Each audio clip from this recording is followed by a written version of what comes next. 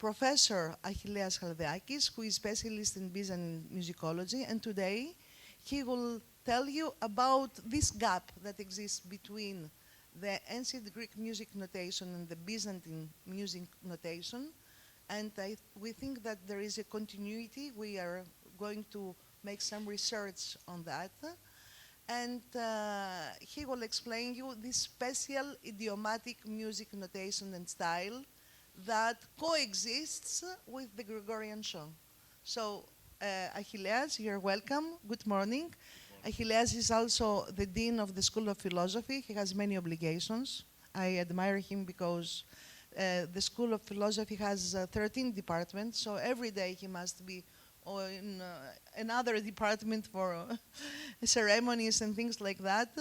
So Achilleas today also will perform at the church, and you must listen to this special idiomatic singing style that exists in the Orthodox Church, not only in Greece, but also at the East Europe and East in general. Thank you, Anastasia.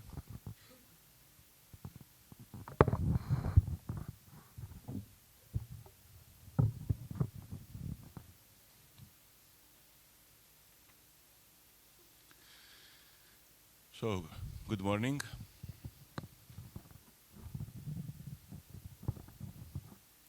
I hope you had a great day yesterday. Unfortunately, it's too early for Byzantine music talks, but what can we have to go on. So, let me say a few words, some thoughts about the technique of analysis of the Byzantine music. Unfortunately, in the scientific field of the so-called Byzantine music, there isn't any specific, well-known, established, or worldwide spread and used analysis technique. Of course, several suggestions and general ideas on the issue could be found in the existing relevant bibliography, starting from the fundamental great theory of music, written by the highly acclaimed Chrysanthos of Mathithos, as well as in a few analogous studies written by contemporary scholars. Nevertheless, the present speaker has additionally published various books and articles on this specific issue. There, the phenomenon of the analysis of the Byzantine music is mainly being studied on the one hand through the grammar, but also the essential meaning and the deepest philosophy of the poetic text on which the music is based. And on the other, via the entire music structure and development, especially via the repetitions and transpositions of the individual musical formulae of any given melody. The goal of this presentation is dual. Initially, to gather any possible information coming out from the aforementioned relationship between the poetic text and the music itself, by taking into consideration language's specific rules and by analyzing their reflections to the melody's formulation.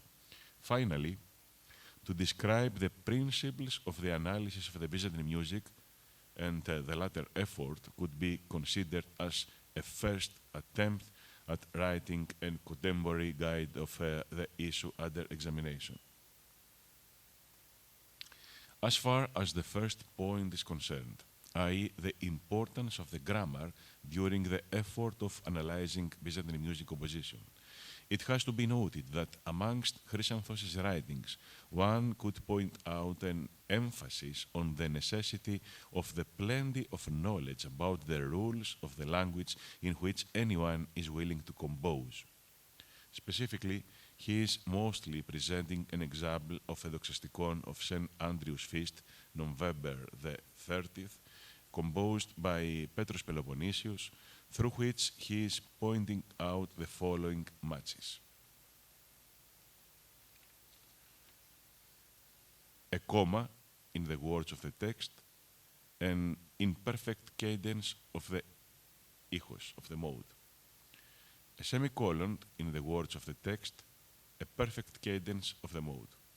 A full stop in the middle of the text, if it is at the end of a large period followed by another large period, a perfect cadence of the mode. A full stop in the middle of the text, if it is the end of a short clause or a regular clause followed by the same, and in perfect cadence of the mode. A final cadence only when the text ends and there follows a sermon by the priest. Let's follow both the poetic and the music text of the mentioned δοξαστικών ιδιόμελων. Please see firstly its poetic text.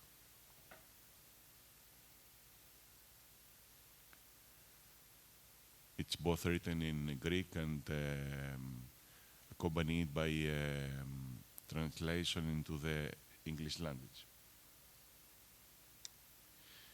Here is also a score of the relevant music text taken from an edition published in Bucharest in 1820.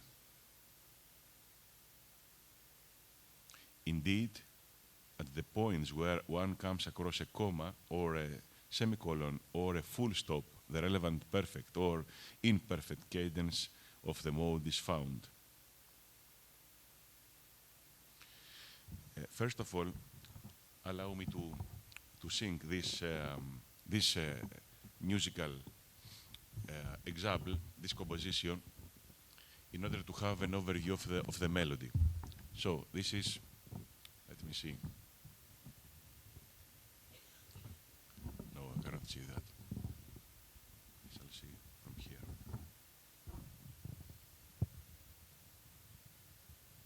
Okay. It's composed in fourth plagal mode, and the melody goes as follows.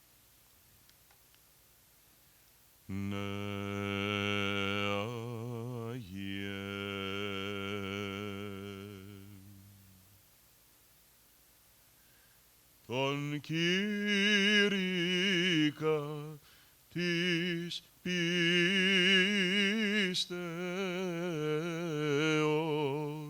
και υπηρέτην του λόγου Ανδρέαν εφημίσομεν,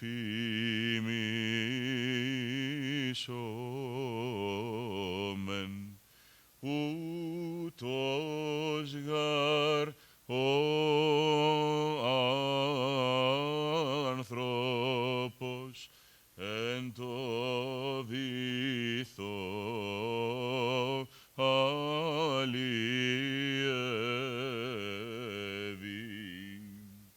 αντί καλάμου των σταυρών έντες χερσίδι ακράτων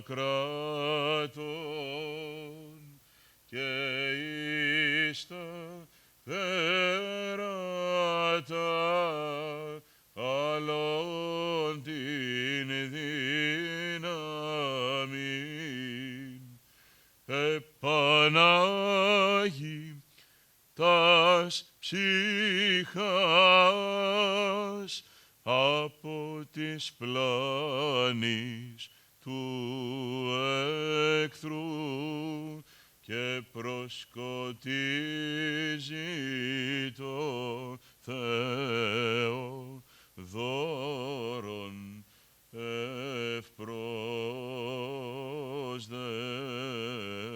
ευπρόσδεκτον, αεί τούτον πίστη συν τη χωρία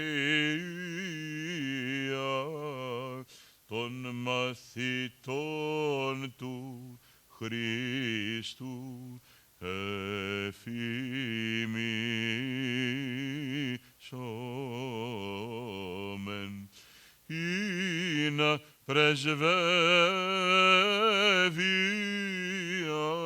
αεί, όπως ηλαίος γεννήσεται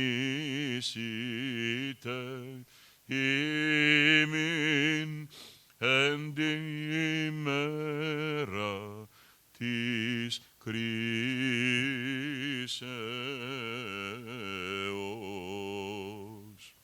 This is the entire melody, and according to an analysis followed the comments given by Chrysanthos, you can see in this index, you can specifically see two imperfect cadences at the points where there is a comma of the poetic text, two perfect cadences at the point where there is a semicolon, two perfect cadences at the points where there is a full stop, as well as a final cadence at the end of the entire text.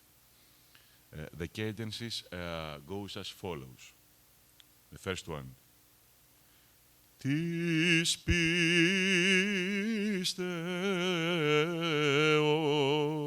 comma, another comma. Πρεσβεύει αυτό, semicolon. Εφημίσομεν,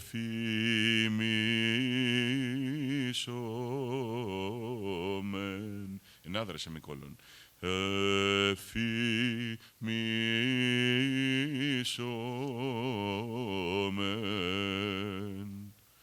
Full stop. Εκ του βυθού αλλιεύει. Another full stop. Δώρον ευπρόσδεκτον.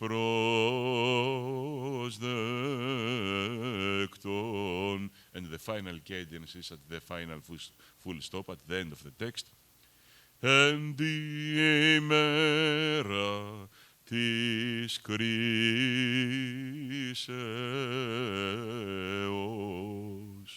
So, analyzing this specific composition only from the point of view formed by its grammar, one has already dealt with the majority of its melody. At the following rough index, one can see on the one hand the entire poetic text of the composition under discussion, and on the other, its part that it has already been analyzed, the one that I have already chanted before. Turning now to the second point of this presentation, i.e. the principles of the analysis for the Byzantine music. It should be also noted that thanks to the aforementioned Chrysanthos of Mathetos, the contemporary musicological research could already formulate a first short guide as far as the technique of the analysis for the Byzantine music is concerned. In my opinion, within his writings, a detailed overview of the issue under discussion is hidden, especially in the 7 chapters that constitute the third part of his great theory of music, which are mostly dealing with the so-called melopeia, the way one has to create new melody, to compose.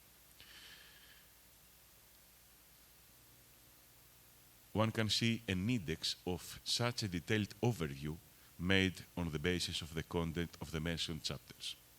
Please note that the relevant material seen in this specific index, a material originally given by Chrysanthos that the present speaker had to reapproach according to a contemporary editing perspective and of course to set into a new and most appropriate order, is now gradually developed in order for one to follow step by step the formulation of the entire composing procedure and fully understand it.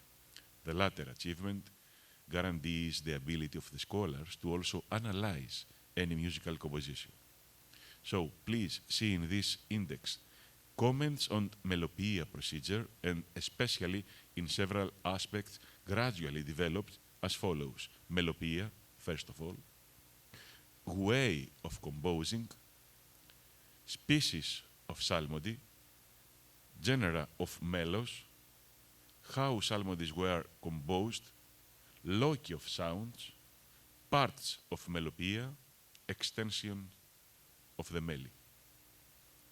At this point, it should be so useful to pay particular attention to the importance of the general structure and development of the music during the effort of analyzing Byzantine music compositions. Chrysanthos is pointing out the ability to extend musical compositions through 5 techniques: restatement, repetition, imitation of the meaning, alteration, and restitution. For example, if we go back to the above-examined δοξαστικών ιδιόμελων of Petros, we can now obviously realize that the parts already primarily analyzed consist of the very same musical phrase that appears either through the mentioned technique of repetition. Please note that the repetition is the technique to repeat a thesis or an entire melodic period on the same notes, or the one of restatement, that is to occasionally use the same thesis, the same formula, or an entire melodic period into different pitches. So the majority of the composer's musical ideas on which this specific entire melody is based actually conclude to just one simple melodic development that could be found either in the first or on the 5th melodic level of the composition. At the same time, this particular melodic development, that is a typical musical cadence of the given mode according to which the composition is composed, has to be recognized and specifically characterized under the analogous musicological technique of the restitution, that is to compose for all the endings of the text periods one cadence only. In simpler words, I mean that in this composition, one has to recognize just a simple melodic phrase, that is the following one. Ni pa pa vu ga vu vu pa ni ni. I repeat.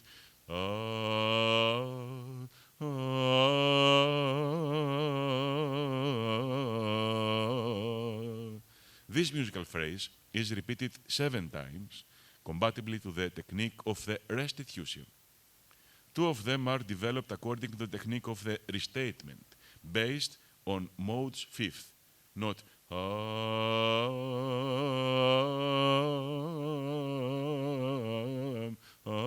but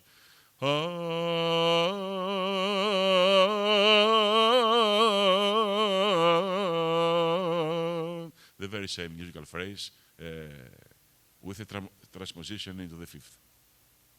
And 5 of them are developed according to the technique of the repetition based on modes 1st. Through just this simple musical phrase, the majority of the composition has been composed. Based on such observations, scholars could familiarize themselves with the ability to understand and sketch an overview of any composition. In my opinion, that perspective is of crucial importance for the analysis of the Byzantine music. Scholars have to develop a deep fantasy in order to establish those research skills that could drive them to such a panoramic overview of any composition they study. Please allow me to present some indicative examples. There follows an overview of a well-known δοξαστικών ιδιόμελων composed by Konstantinos Pringos, where one can immediately point out the plan of the composition as far as the alteration of Melopeies' ethos is concerned.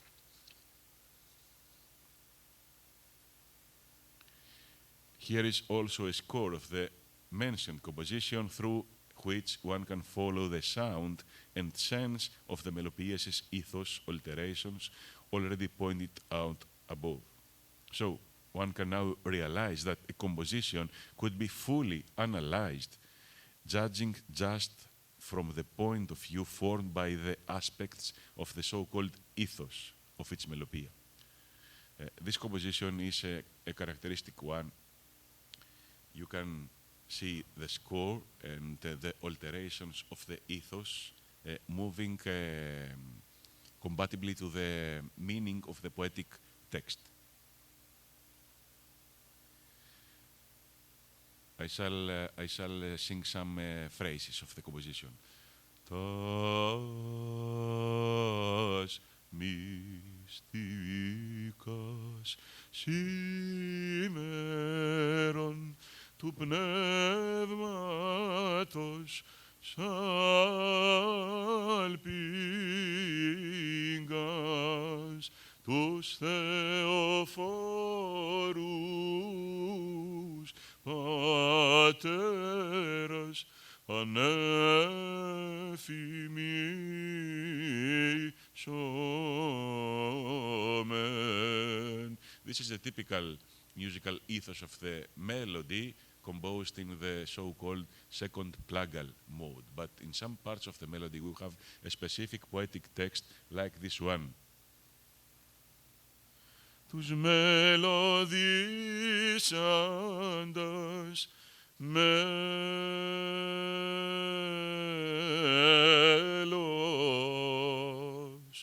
εν αρμόνιον.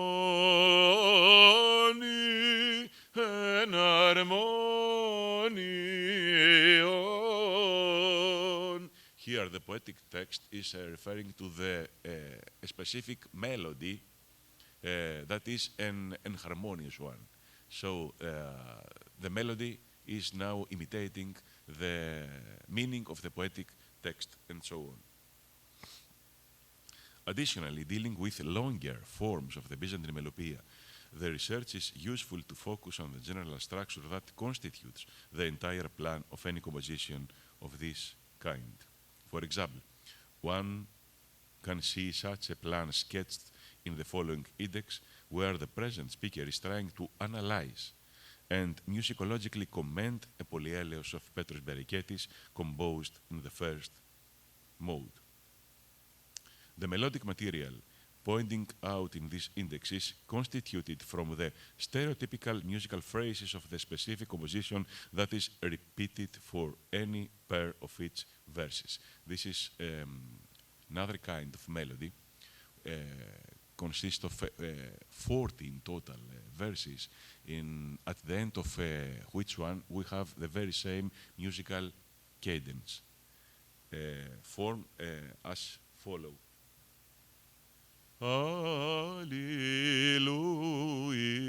Hallelujah. First verse, second verse, third, fourth, fifth, and so on. At the end of any verse, we have the very same musical cadence.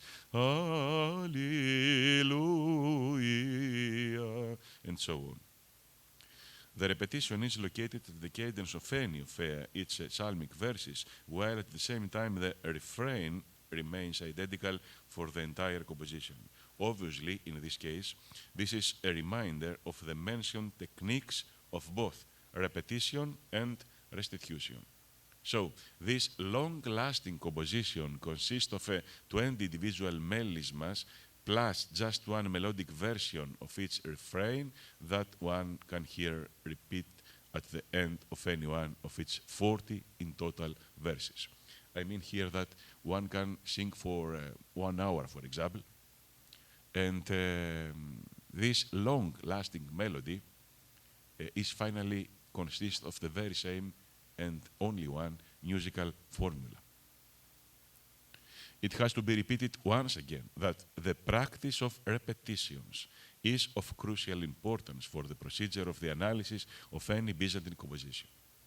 In short, everything is repeated, obviously and visibly, or even undercover, covertly and indivisibly.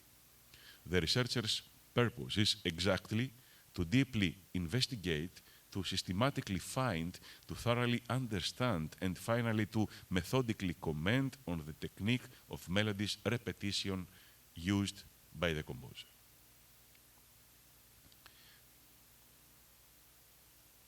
Another typical example of the above observations could be found in an ode composition of Germanos, Bishop of New Patras, based on the 3 first psalms of the Psalter, a composition sung during the Vespers service and known as the Makarios Anir.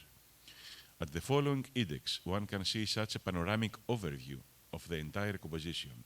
Through this overview, it becomes clear that this long-lasting composition consists of only 3 types of melodic motifs.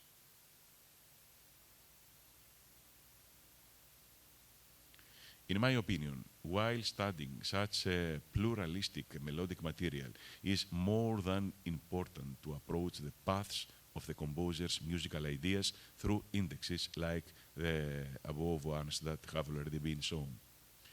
Allow me to briefly refer to two more examples taken from two Polyelios compositions composed during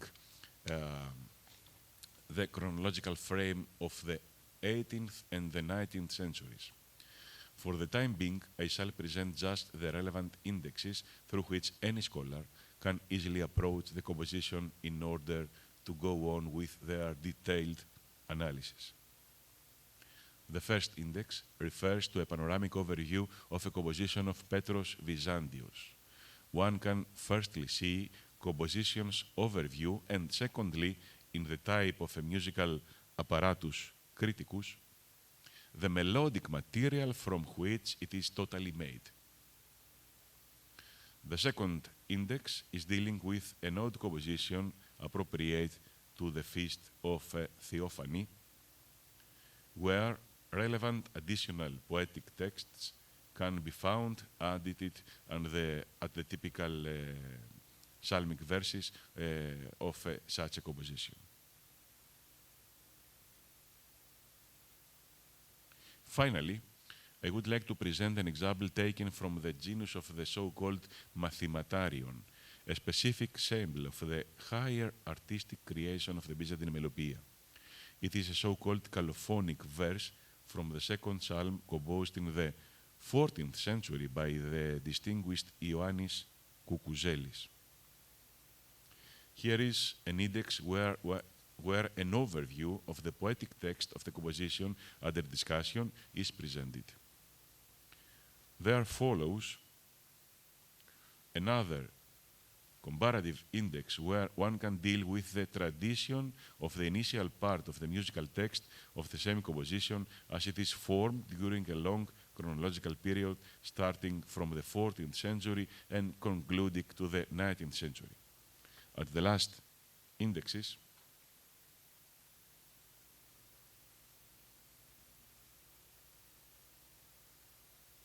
one can additionally follow specific issues of crucial musicological importance, such as the occasionally used types of the Byzantine notation, as well as the contemporary procedure of the so-called exegesis of the old type of the stenographic notation.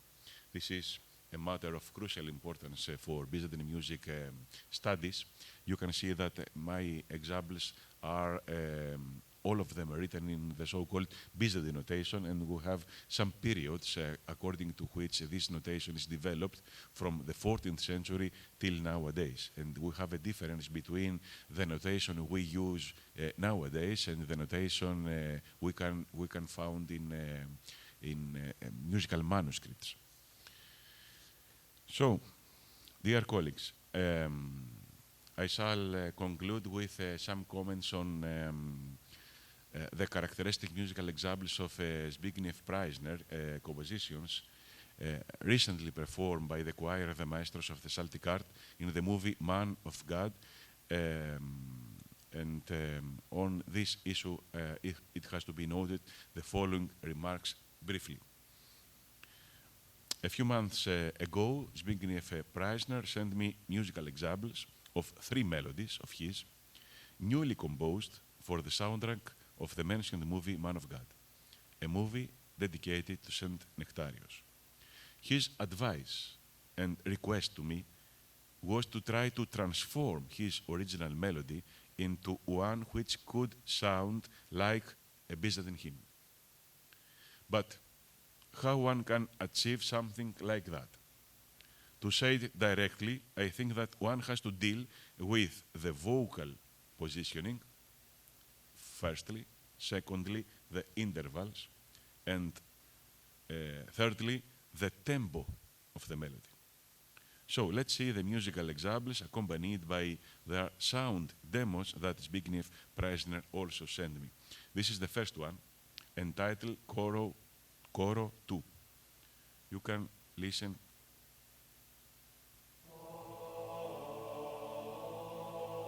This is the demo Preissner sent me. You can follow the melody through the score.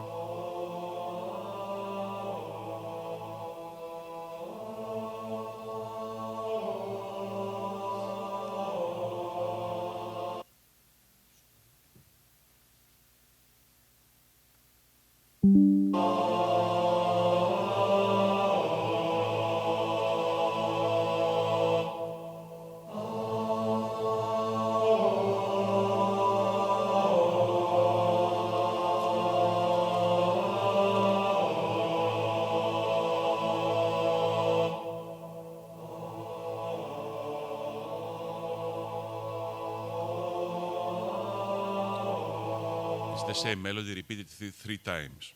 So I had to firstly transcribe the composition from the staff notation to the Byzantine one. And this is my transcription. And you can listen now to the final record sung by the choir, the maestros of the Chaldaeakes.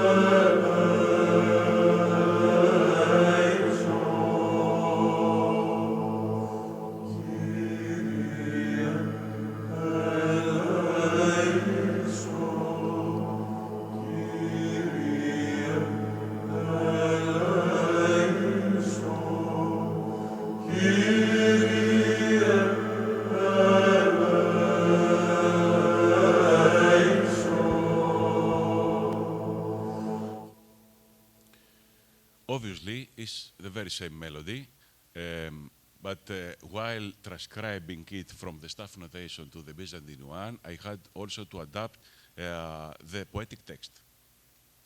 That is a very, very usual poetic text.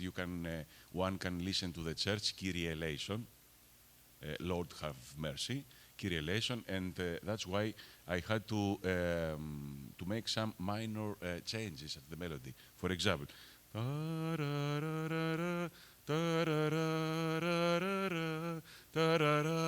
this note, half note, I have to make it 2 eighths. Kyrie, in order to fit to the poetic text. And after that, you can hear the changes that a Byzantine singer has to make while singing such a melody. We haven't to approach it according to the typical Western style.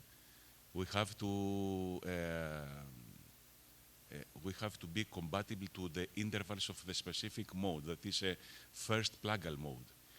Kyrie eleison, Kyrie eleison. And while saying any single note, we have to make some ornaments between the one and the other note. Kyrie, not Kyrie eleison, Kyrie eleison, but Kyrie. In order to make sense, one has to listen Kyrie and not Kyrie. Not any syllable, but the whole word, Kyrie. Kyrie. Also, eleison, and listen, not eleison, but elei, lei. The typical ornaments one Byzantine singer has to do. Leison, Kyrie, le. Here we have 3 beats. Leison. 3 beats given by the composer in the staff notation. The plenty of the time, the plenty of the rhythm is the joy of the Byzantine singer. While we have plenty of time, we have the ability to make more ornaments. Kyrie eleison, not Kyrie eleison. So I take this opportunity given by the composer, 3 beats, okay, I have to do my my things. Kyrie eleison. And finally, you can listen how impressive it is to change the tempo. This is a very slow tempo given by the composer. If we change the tempo,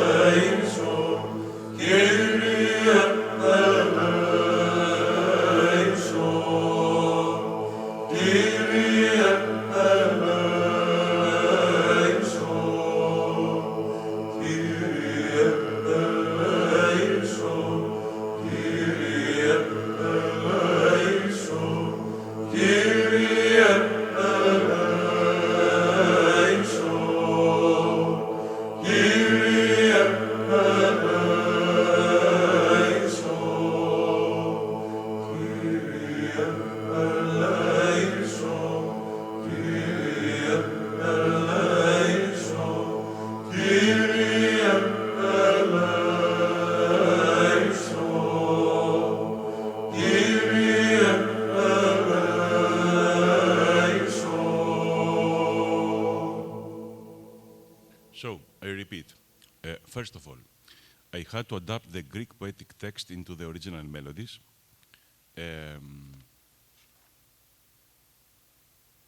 And this procedure caused some minor changes into the given development of the original melody. Secondly, I had to teach the choir to chant the melodies according to the typical Byzantine style, the so-called iphos. And this is a natural procedure for Greek singers and especially Greek chanters, according to which they have to approach the interval compatibly to the rules of a relevant Byzantine mode, one of the existing 8 in total. Last but not least, I had to dare to change the tempo of some melodies.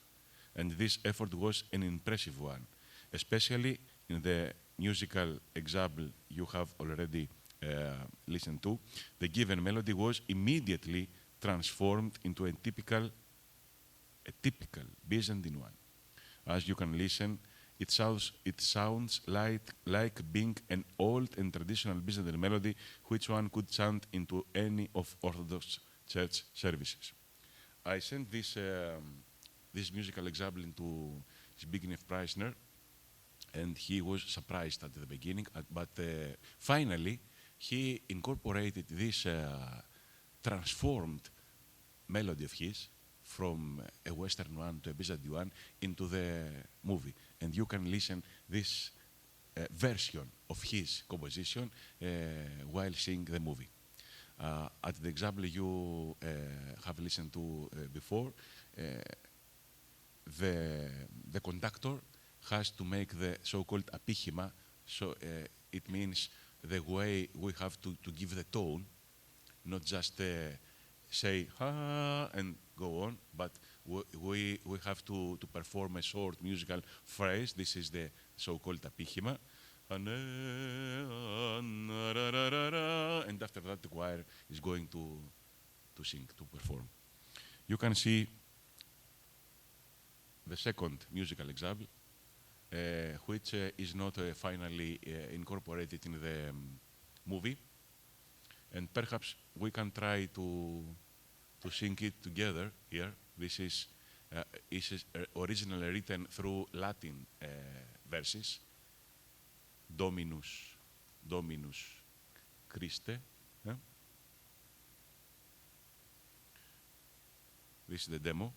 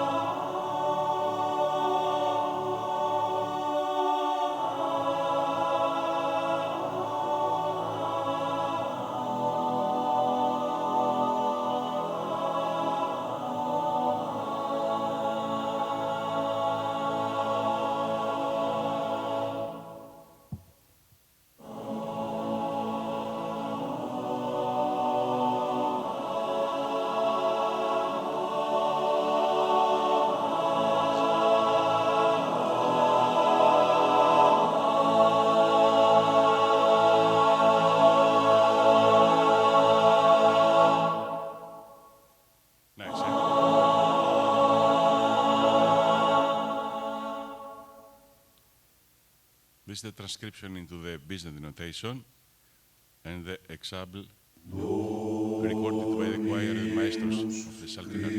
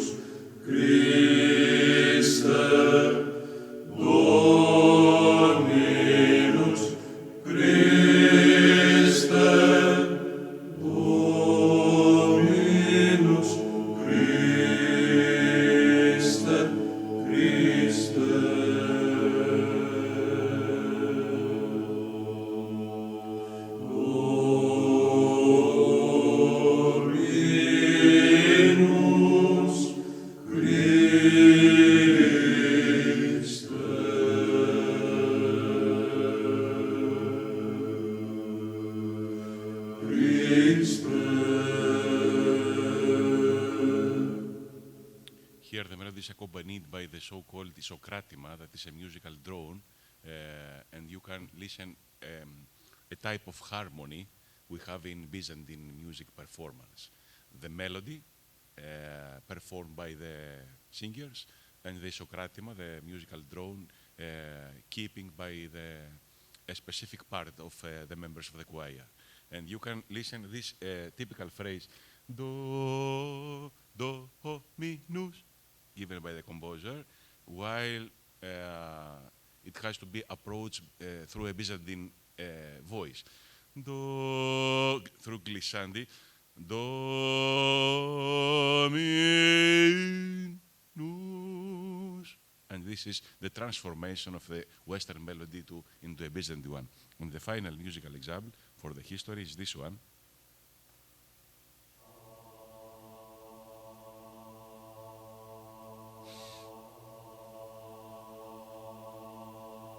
It's originally written in Greek language by Zbigniew Preissner.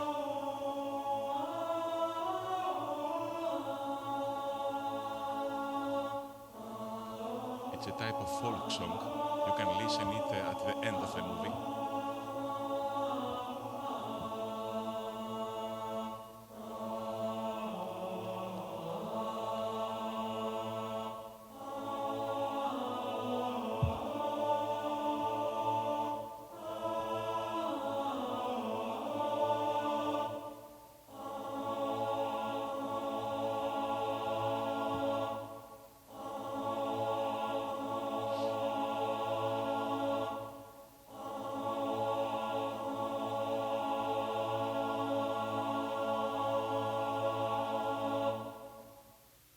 Okay, and this is the Byzantine version.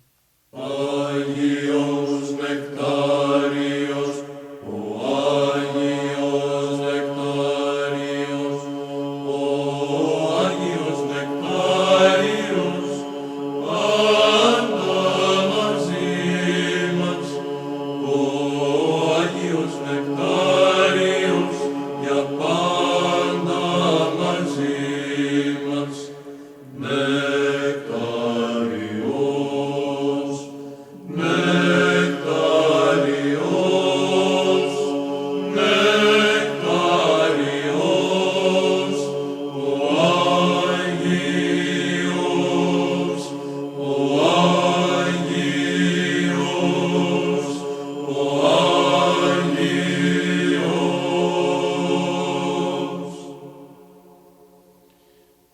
So, this is the history with those musical examples. If we have some time, Anastasia, we can make a rehearsal with Stefan's choir for tonight concert. And my proposal is to prepare this one, the Coro 2, and the Dominus Christe, in order to sing it together, the Byzantine choir and the Gregorian one. We have some time to make the rehearsal now or not?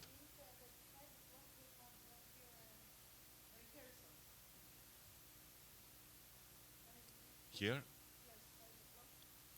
No, it's impossible for the members of my choir, but we can make the rehearsal at the church at 6 o'clock, let's say. Eh? So now we haven't time. Okay.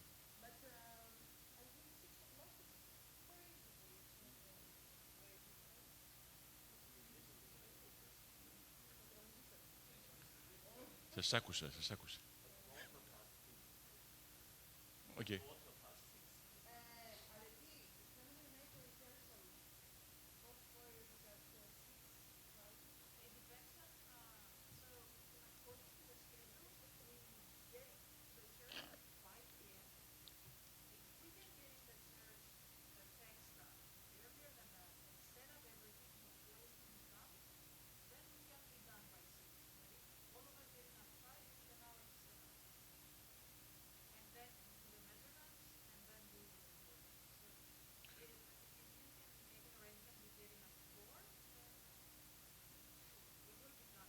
The church is available from 4:30. 4:30, and my choir is going to be there at 6:30. So we can make the rehearsal there, 6:30 to 7. Okay.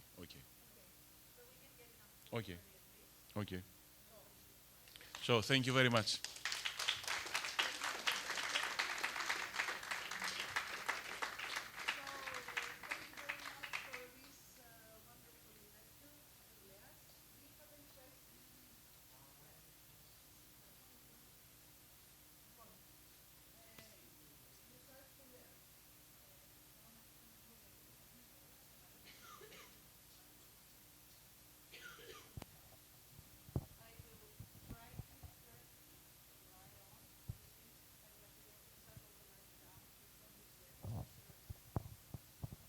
Thank you very much for this fascinating lecture.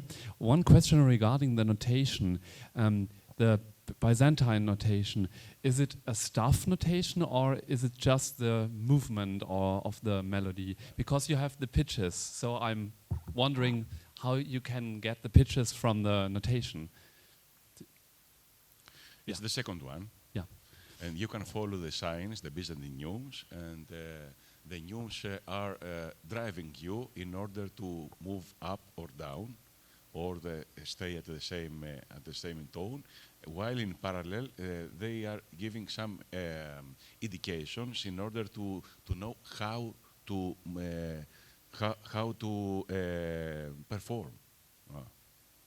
But you cannot read the pitches, the absolute pitches from this notation. No. You have to know the melody by memory. Yeah, of course, yeah. And how do you know the ancient or the medieval melodies? If there's just this notation, is there a tradition of staff notation? You know, in general, the notation is indicative. And you can just have a reminder of how to approach the melody. And the majority of the musical content of any composition, you have to keep in mind the melody. You have to keep in mind, and just to have the score as a reminder, just a reminder. Thank you.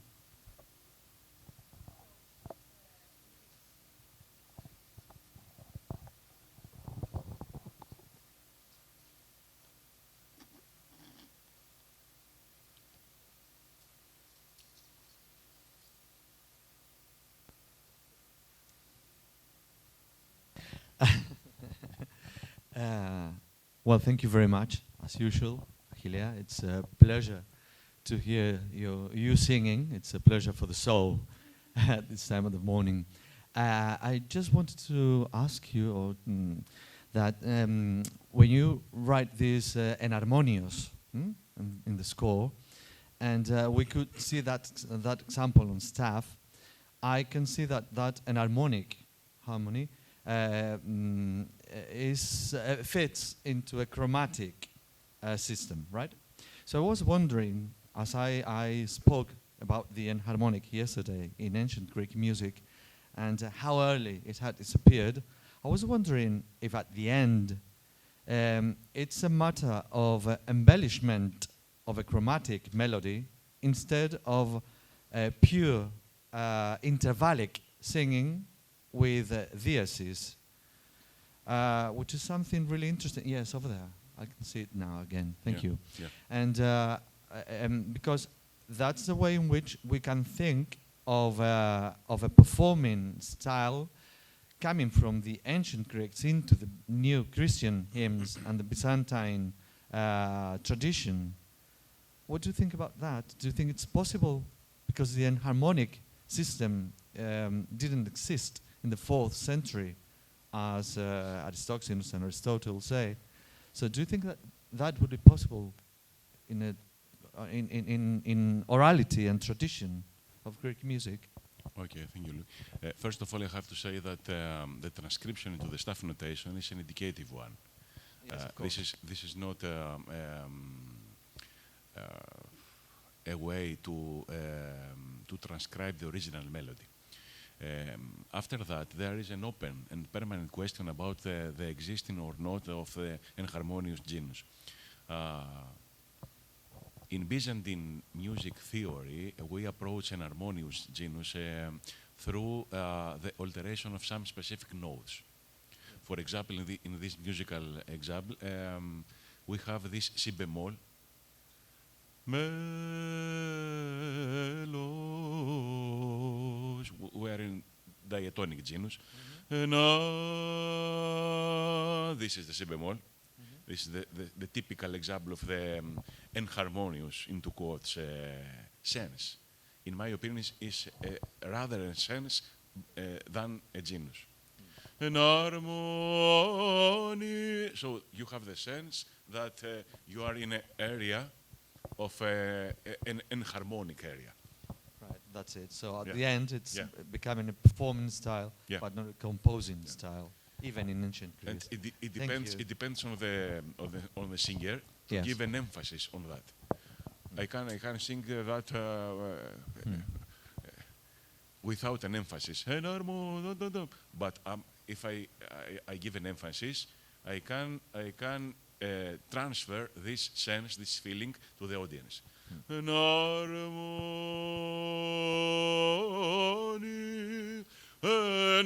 harmonion. So one has to listen an harmonion, both in poetic text and in the melody, imitating the text. I understand. Yes. Thank you very much.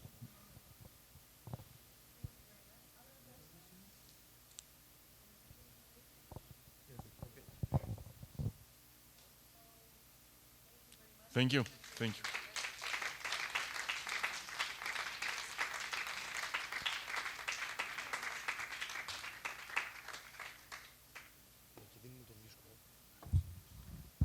Tonight we are going to listen to the choir of Achilleas, Maestros Psalτικής τέχνης, and we are going to enjoy both the choir of Stefan, the Gregorian singers, and the Byzantine singers, and also Luis, who will sing the Oxyrhynchus Christian hymn to make the connection between ancient Greece and medieval era. So we would like now to welcome Professor Pavlos Kavouras, who is professor of ethnomusicology and music anthropology in our department, and he will speak about the music and the sacred. Thank you. Thank you, Anastasia.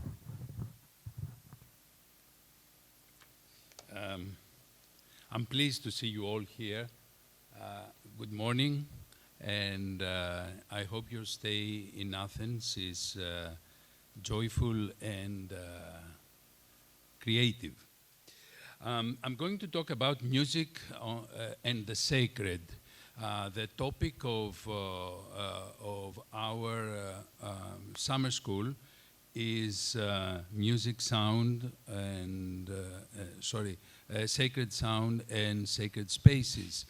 So I will approach my topic by focusing at first on the four salient concepts that engage us all in this discussion. The notion of music, the notion of sound, the notion of space, and the sacred. This will be a preliminary overview, quick overview, and then I will move on to the crux of the matter, which is the main approach, my main approach to the topic examined here. So, music and sound. Music is culture. Mind this here that I'm a cultural anthropologist and ethnomusicologist, so you are going to hear a little bit of philosophy as well. So we are changing the mode somehow from the style of presentation, the beautiful presentation by my colleague, into something a bit different. So music is culture. This means that sounds are humanly organized, and musicking is the perception and making of music. These are anthropological definitions to the concept of music. Sound is nature. Not all sound or sonic manifestations is culture. The trend of the anthropology of sound concerns how people see and relate to their sonic environments in their own cultural ways. The notion of soundscapes is important in this regard. Physicists treat sounds as waves, that is, as energy, and ascribe to them the quality of frequency and therefore vibration. Thus, in our preliminary consideration of music and sound, we may refer to this pair by adding a third dimension from physics, that of vibration. Thus, our discussion now may be centered on music, sound, and vibration. And we shall return to this topic later on after we complete our consideration of the other main categories of our discussion. Space. Space, one definition of space, is the boundless three-dimensional extent in which objects and events have relative position and direction. This is a very general definition, but quite accurate from a certain point of view, of course. Now, in classical physics, physical space is often conceived in three linear dimensions, although modern physicists usually consider it with time, or be part of a boundless four-dimensional continuum known as space-time. I'm not getting into the details, they are well known to all of us, but I just want to give you an overview as a background before I move on to something else. So there's been discussion, and especially a philosophical discussion, as whether space is itself an entity, a relationship between entities, or part of a conceptual framework. An entity, relationship between entities, or a conceptual framework. Debates concerning the nature, essence, and the mode of existence of space date back to antiquity, namely to treatises like the Timaeus of Plato or Socrates, their notion of hora for space, or Aristotle's definition of topos, place, space and place. Many of these classical philosophical questions were discussed in the Renaissance and then reformulated in the 17th century. particularly during the early development of classical mechanics. You can see here that the development of physics and mathematics has been quite influential in terms of defining better, elaborating on the concept of space. Here's a point. I draw your attention on this, and we will come back to it from a different angle. Later than the 17th century, the metaphysician, the philosopher Immanuel Kant, said that the concepts of space and time are not empirical, derived from experience of the outside world. They are elements of an already given systematic framework that humans possess and use to structure all experience. Don't come from the outside, from the sensorial world, but it's in here, in the mind. Kant referred to the experience of space in his critique of pure reason as being a subjective, pure, a priori form of intuition. In the 19th and 20th centuries, mathematicians began to examine geometries that are non-Euclidean, in which space is conceived as curved rather than flat. According to Albert Einstein's theory of general relativity, space around gravitational fields deviates from Euclidean space. Experimental tests of general relativity have confirmed that non-Euclidean geometries provide a better model for the shape of space and for the understanding of space. Now, there's another field in which space has been dealt with in depth, and we have important theories about the notion of space, and this is the social sciences. Here we have important approaches from the perspective of Marxism, feminism, postmodernism, post-colonialism, urban theory, and critical geography.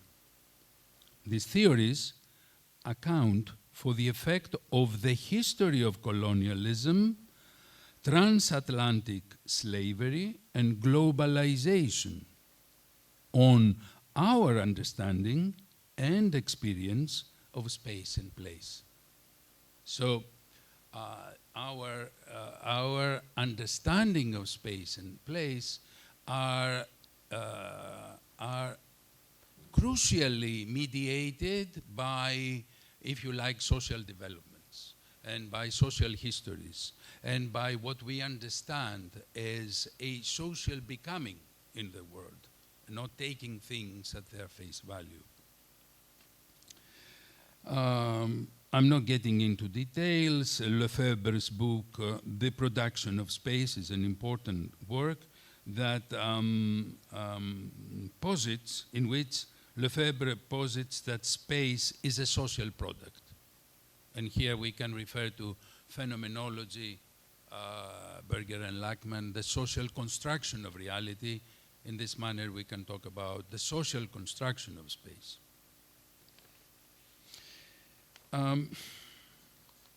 The technoculture is also a mode of defining our understanding of space in a similar manner, showing us how the advances in the area of technology and capitalist strategies and in the postmodern era have become so crucial so as to understand the construction, the production and reproduction of space.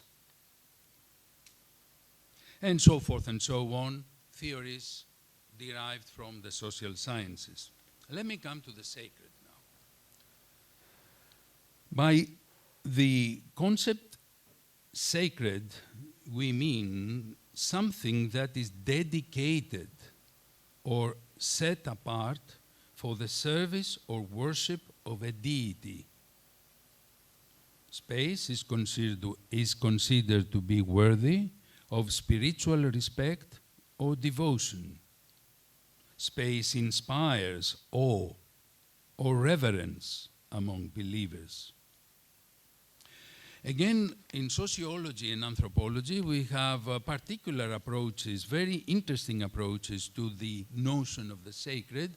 Emile Durkheim, the sociologist, in his definition of religious experience, he coupled the understanding of sacred modality with coherence, with social coherence. So when people abide by the rules of their society and they excel in becoming the members of their society, then they are thought to be sacred. Their behavior is sacred.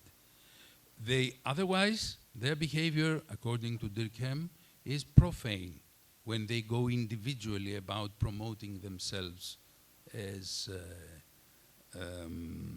the structuralist sociologists put it. Then there's a whole bibliography, a vast bibliography coming from anthropology and the social sciences, which elaborates, that helps us to clarify our understanding of the notion of the sacred, especially in relation to ritual, especially in relation to ceremonial practices. Let me say this, that the very foundation of cultural anthropology relied on two factors. This goes back to the latter third of the 19th century, when anthropology was officially introduced. What were the two aspects on which anthropologists focused? The one was the primitive social organization, and number two was ritual life, the notion of the sacred. And of course, when scientists focus on something through the study of the other, you see it's always an issue of projecting their own priorities coming from their own Western backgrounds. So, not much to say here, but I would like also to include a key word next to the sacred, namely what is transcendental. Transcendental experience can be a sacred experience on a secular level, not always in a religious context. Now, I leave this preliminary overview aside and move on to a deeper approach towards understanding the reflexive significance of the keywords of our discussion. And here I come to a theory which I have developed over time and I would like to share with you. This has to do with othering, okay? Othering from othering, and the question of interpretation. Humans are interpretative beings. They live in and through interpretation. Our anthropological species, Homo sapiens, there's two sapiens there, not just one sapiens, is endowed with a unique quality of overthinking. This complex capacity of thinking is intertwined with self-awareness. Parallel thinking is a special kind of meta-thinking insofar as by meta we mean transcending the ordinary, that is, the perceptual or rational thinking. Such transcendental thinking is consciousness, and the bridge that connects it with the ordinary mind is interpretation. So, this capacity, which is a biological capacity to be able to think while we think, to feel when we feel, is a particular, very special to our species capacity, which is responsible for the adventure, the human adventure of interpretation. Everything is an interpretation. Umberto Eco used to say, we live in a jungle of interpretations. Everything is interpretation over interpretation over interpretation. Parallel thinking is manifested as two distinct modalities of being. According to the one modality, interpretation as meta-thinking leads to self-realization, whereas the other modality is conducive to an incessant differentiation of the subjective consciousness. I will call the first capacity the spiritual modality, the one which is transcendental, and the latter the political one, the sharing one, not necessarily the political ideological. The spiritual modality of parallel thinking is that aspect of parallel thinking that leads to the transcendence of ego consciousness, whereas the political modality is closely associated with the reproduction and eventually the glorification of ego consciousness. By political, I mean secular, but I also refer to the ideological play of power in the disguise or with the pretext of progress, namely the manipulative action that is produced and reproduced in the name of humanity, aiming at bettering its life. In their effort to make sense of the world and dominate it, humans have found themselves oscillating between these two capacities of parallel thinking. The interplay between religion and politics is perhaps the most common cultural historical expression of such an oscillation, which is nothing but the incessant movement of ego consciousness from the spiritual to the political modality and vice versa. To grasp the fundamental difference between spiritual consciousness and political consciousness, we will use the notion of othering. Othering is differentiation. What is already integrated as a whole, existing in and for itself, differentiates through an othering process, that is by creating an other to it as a self. This is the play of involution of consciousness into matter, according to Indian philosophy. The involution of consciousness is counterbalanced by the opposite tendency, which is evolution towards an integrated state of being. What is important in the dynamics of othering is the orientation of the movement. It is important to discriminate an orientation which is aimed at differentiation from one that is focused on integration. To understand, therefore, the difference between the spiritual and the political orientation of any embodied instance of parallel thinking, it is essential to know whether othering concerns involution or evolution of consciousness. Now, I'm coming to another topic, annihilating hermeneutics and metaphysics through conscious othering. Here is a different approach to space that we have discussed, we have approached earlier. In Hindu philosophy, space is known as akasha, the sum total of the four elements: earth, water, fire, and air. As with all of the other four elements, so akasha corresponds to the sense of hearing. Thus, akasha, or space, is the sonic or vibratory substratum of anything that engages nature, culture, and bioenergy. Harmonic theory and synesthesia attest to the existence of an inclusive faculty in which and through which the particular manifestation of sense perceptions take place. Space, in the above sense, is closer to the corresponding notion of physics, namely field, a field of energy. Any element of like quality that is brought in the range of a field's potential is subject to a force of attraction.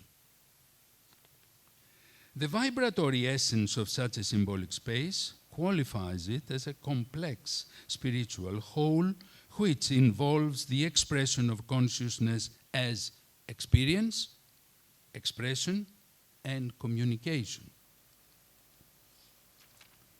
Moving beyond hermeneutics and metaphysics, according again to Hindu philosophy, the mind consists in 4 components. We usually talk about the mind and our mental constitution is responsible for what we have developed as theories about our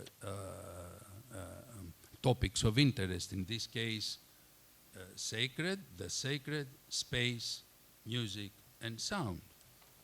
So they differentiate between buddhi, which is intellect, the dissecting faculty, important for survival, manas, or memory, ahamkara, or identifying. This is very important, as an important aspect of the mind, because unless we have identification, the intellect is blind. It cannot go anywhere.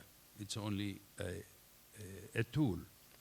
And then chitta or consciousness, which is independent of the other 3.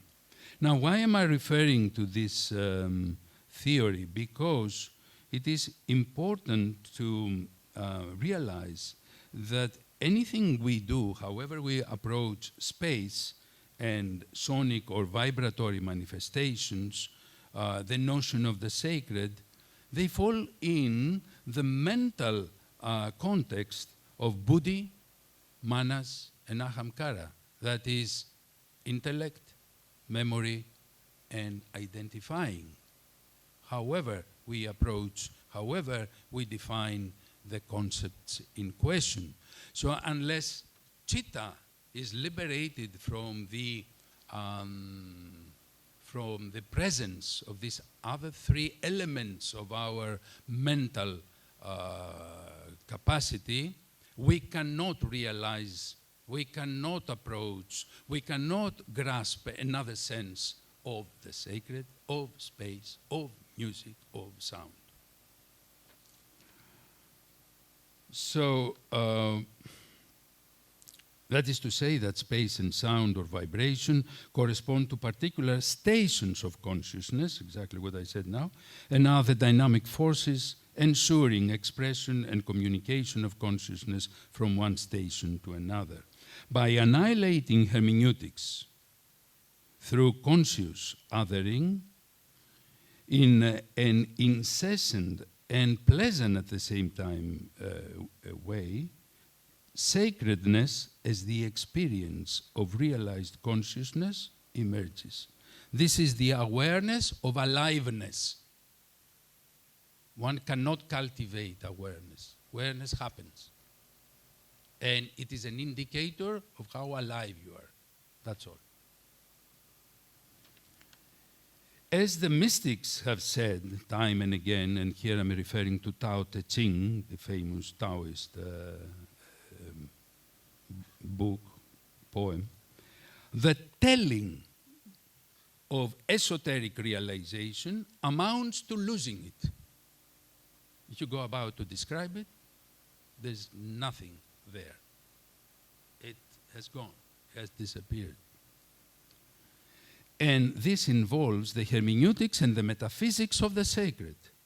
The sacred here emerging as an intelligent approximation of spirituality. It's the effort on the other parts, dimensions of the mind, to make sense of the deeper experience. So the sacred, whatever we call the sacred, is a dim reflection of what has happened, of what is inside, in the inner awareness of being. So from Kantian metaphysics to phenomenology and beyond, to the hesychasts of the early Byzantine Orthodox Christianity, the Sufis, the yogis, and other mystics around the world, controlling the activity of the mind brings the necessary serenity from which chitta consciousness, the fourth element of the mind, can emerge as awareness. And to conclude, music and the sacred, which is the topic of my paper. Music is an emotive act and aims at moving along with its creativity the consciousness of the musical audience. But such a dynamic is based on the mediation of the mind in its interpreting capacity. The interpreter interprets the piece, the audience interprets what they listen, so there is interpretation over interpretation over interpretation.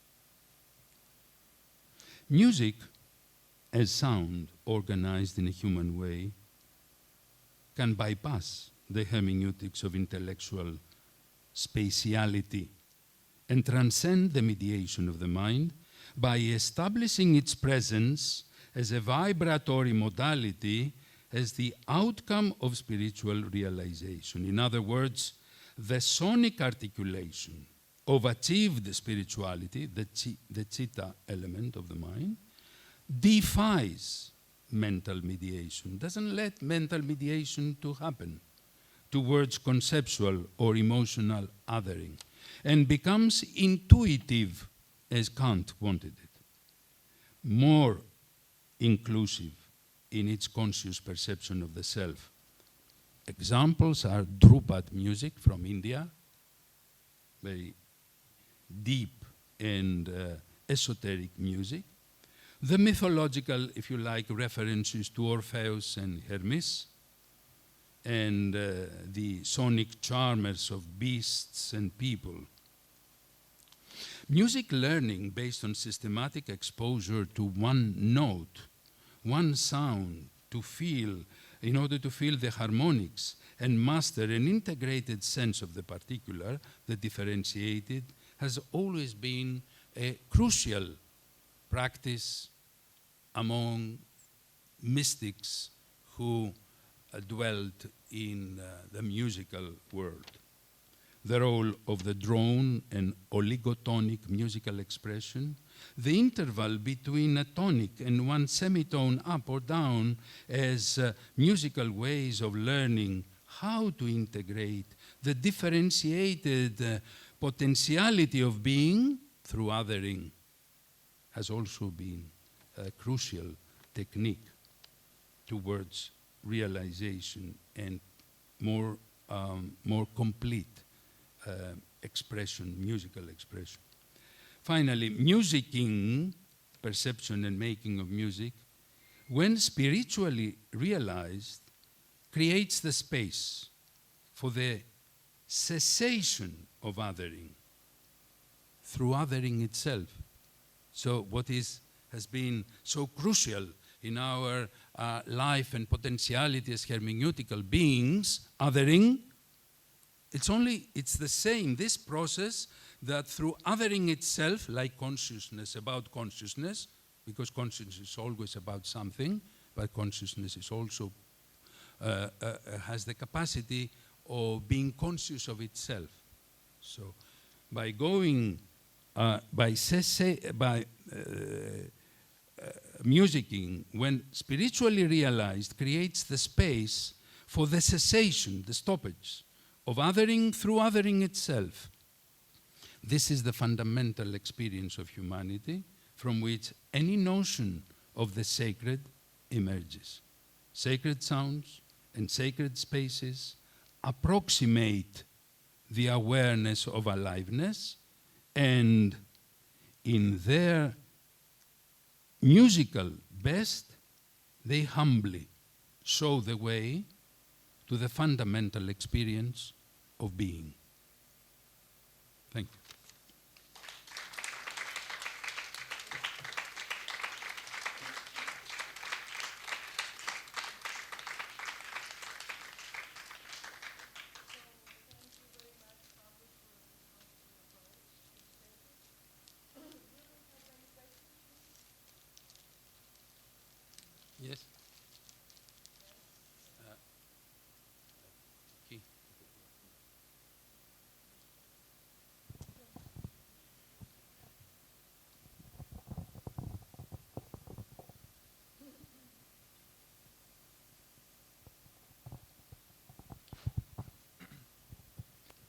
Thank you very much for this interesting presentation. There were many things you said which I find very interesting.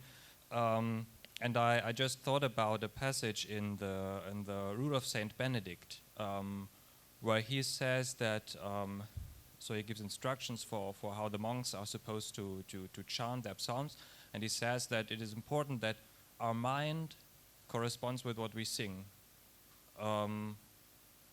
or is in harmony with what we sing. So I think this illustrates very well what you said about the purpose of sacred music. I was just asking myself whether there are different emphases in different traditions. So if you take, for example, if you take Christianity or Hinduism, I think what you termed as the concept of othering is perceived in different ways. So whereas you have, for example, in Buddhist traditions or Eastern traditions, you have this strong emphasis on unity, on merging with the divine, of dissolving the person into this ocean of nirvana, or however you call it. So there's this notion that otherness and differentiation is something inherently deficient, inherently something which has to be overcome. And whereas in Christian tradition, I think the emphasis is a bit different, because otherness is embraced, it is wanted, is the integration and the maintaining of the human person is something which is very fundamental, I think, to Christian spirituality, and even to Christian theology, if we think about the Trinity, because God is difference in unity. So I wonder whether you could say something on this, the different, how otherness is perceived in different traditions, and how maybe this manifests itself in the music as well. Thank you for the deep and provocative question. First of all, let me clarify something before I come to your question. You see, by othering, I imply interpreting. So othering is a fundamental expression of the three dimensions of the four-partite mind as described before, like the buddhi, manas, and ahamkara. The faculty of dissecting, analyzing, the faculty of remembering, and by remembering I don't mean only conscious remembering. It could be evolutionary remembering. Our bodies are comprised of cells, and the cells have memories of millions of years accumulated there. So for instance, if you are given a banana and the same banana goes to another species, your body will make it yourself, and the other species' body will make it itself. And to make it clearer, so going back to your question, othering is differentiating. And one way of coping with differentiation, we know this very well from in cultural anthropology, is ascribing meaning, developing a culture, societies, groups of people, develop rules and practices by which they give meaning to their social life. So they end up coloring, giving different meaning to the differentiated oneness. Now, there's another thing to be clarified here. It's one thing to talk about religion and systematic social attempts towards the sacred. I try to emphasize that what we call sacred, the sacred, is an approximation of deeper experience, of the awareness of being.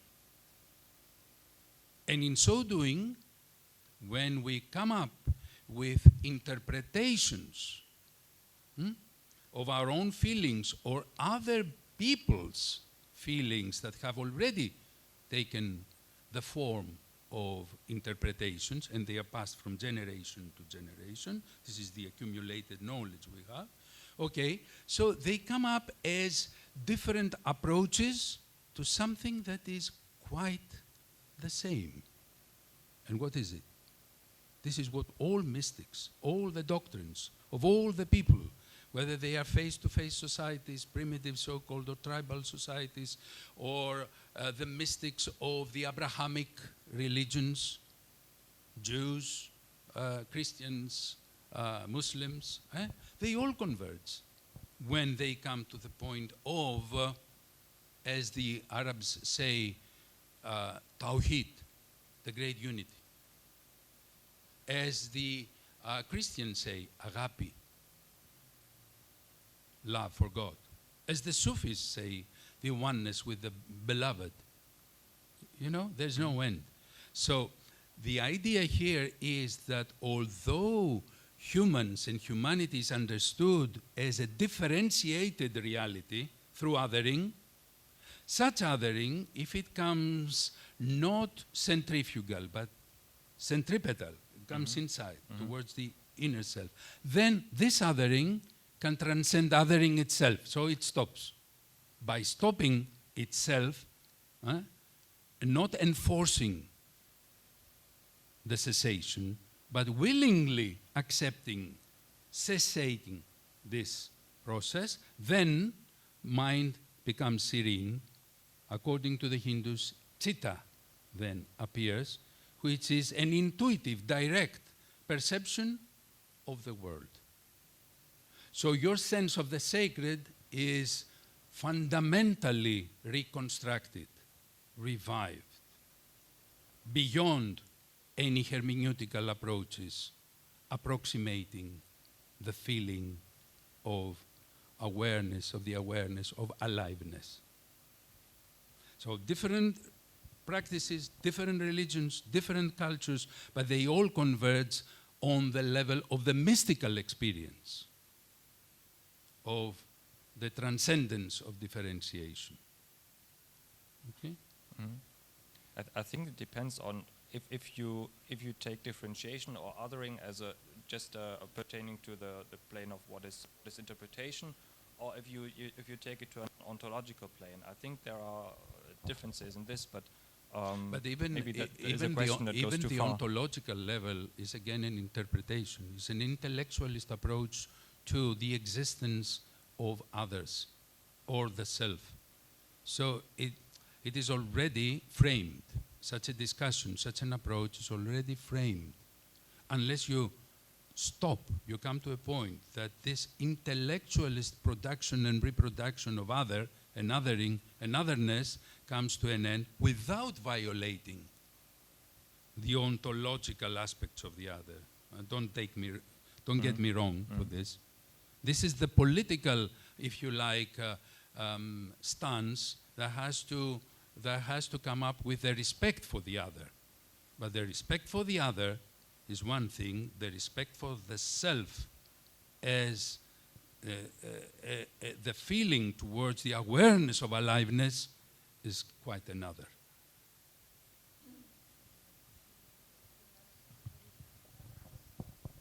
Yes?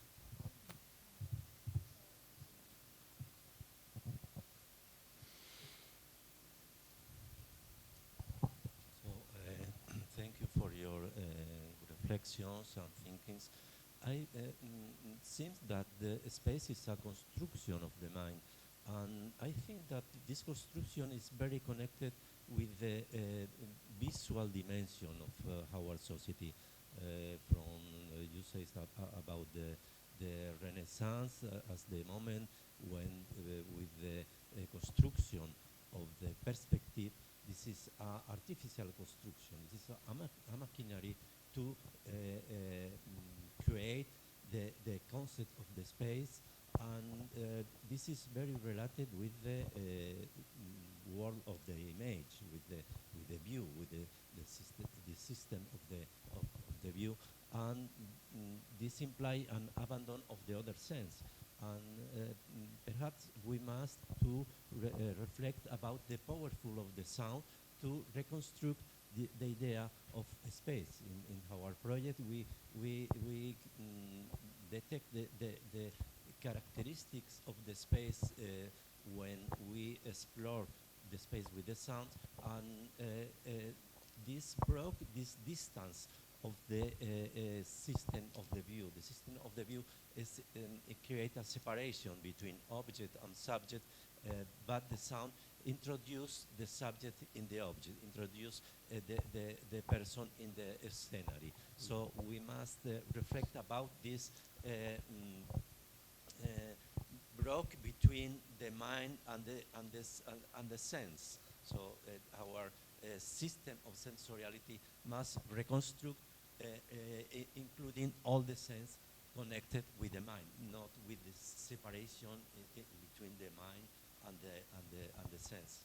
And perhaps the sound can help us to reconstruct this idea of the space, and also a new idea of the sacred. What is the sacred in this moment? Perhaps the concept of the old Romans of the genius loci, the powerful of the space. We can reconstruct this idea of the sacred connected with the actual. You are very right, and this is a very astute observation. But let me say this: of course, we can counterpose to visual images the sonic images, the power of the sound to reconstruct our notions of space.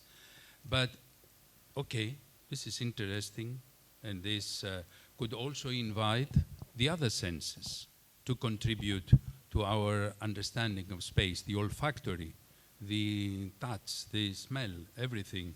They all create or help to create different notions of space. But there is a but here. All such approaches, whether they are taken by the societies, and we have historical movements growing like the Renaissance movement of, and the emphasis on the visual and the like, and in other cultures we have different registers, you know. I mean, it's not what we experienced in the West happening in the course of time, that it had the same root, its same development in other cultures around the world. So this sensorial, renewed sensorial approach is okay, but again, it brings us to the point of realizing that images, whether they are visual, sonic, or whatever, they are images. They're creations of the mind. They are hermeneutical products. So we end up dealing with hermeneutical approximations of our aliveness in the world. And of course, this may be a philosophical statement about the things we are concerned here, but I nevertheless cherish this aspect because it allows me to investigate space as untold experience, as unsignified experience. You see what I mean? As something, as a realization, rather, that defies mediations of the mind, defies imaging, defies othering. And this is called a mystical experience of space. Now, one is not to identify the mystical experience with the religious experience. One is not to identify the sense of awareness, the feeling of awareness, of aliveness, with the sacredness. This is already an approximation, serving different purposes. Very interesting. Thank you. So, do we have other questions from neuroscientists here?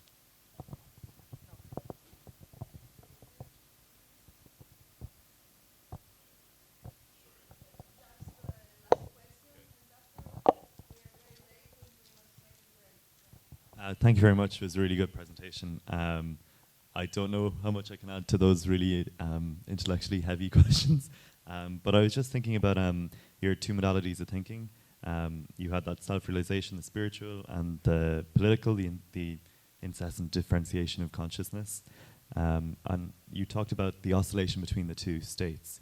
But when I think of these two concepts, I think of them being very fluid within themselves. Like I feel like spiritual realizations are like spiritual states, or in religious experiences, for example, can be very political in themselves. I only think of this as like I'm from Ireland, so in Ireland after we gained independence, there was basically we were run by the Catholic Church for 50 or 60 years. But I mean, in itself, that is a religious spiritual organization, and I mean, maybe not connected to the same sort of sacredness, I suppose, but they had that sacred element, and therefore it was kind of leaking into that political element as well. Like, I mean, it's not the same as the within, but I feel like on the contrast then, of course, you have the political becoming more spiritual as well, where people have taken political movements or whatever to be very meaningful and spiritual to them because they have that absence of religiosity, so they find sacredness within concepts and ideals and stuff. So I don't know if you have any thoughts on that, so maybe. Yeah, thank you very much. And I can understand your enthusiasm and your attempt to cope with these two pillars of intelligence, of human intelligence. You see, there is a word here that I didn't have the time to develop, which is the outcome of the very possibility of the Homo sapiens sapiens reality. And this is choice. The duplication of thinking or of feeling of the sapiens sapiens is granting us choice. A Homo sapiens, or a species which has sapiens of some kind, cannot reflect on its situation, on its being. Uses the thinking, the affect, it uses all the qualities that go with, sapiens for survival or for organizing at a certain level its social milieu. Its social milieu. So choice for what? We either go by reproducing our ego sense of the world, because whatever we do, we fall in love, we follow a career, we have aspirations, expectations, whatever, you just name any activity of your mind, and there will be an ego attached to it. So ego consciousness is a reality that comes not because we are Homo sapiens sapiens, but appears just because we have the capacity to reflect on it, primarily. So ego is being reproduced by what we do. So that's why I call the second pillar the political modality, very benignly referring to the sharing aspect of it, without agendas, without the ideologies, without, which are all side effects and differentiated aspects of the sharing one. So sharing, by sharing, who is sharing? The ego. Ego with other egos. So you have a play of juxtaposed and juxtaposing egos through interpretation, through othering, through differentiation. And this is the crux of the matter when we talk about civilization, when we talk about culture, when we talk about life. A life from that point of view. Now, there is also the other dimension, transcending ego. Transcending ego is spirituality for me. That's my definition. So spirituality and the political aspect are aspects of an oscillation, the two ends of an oscillation. The thing is, how much do we focus on the one aspect of the oscillation and how much on the other? We tend to identify with the political aspect as if there is no spiritual aspect. Or we reduce the spiritual aspect as transcendence of ego to some kind of organized, that is, cultural, social expression of it. Ritual, ceremony, religion, and experiences, expressions, and communications informed by social expressions of spirituality. That's not the same thing. I understand. Thank you very much.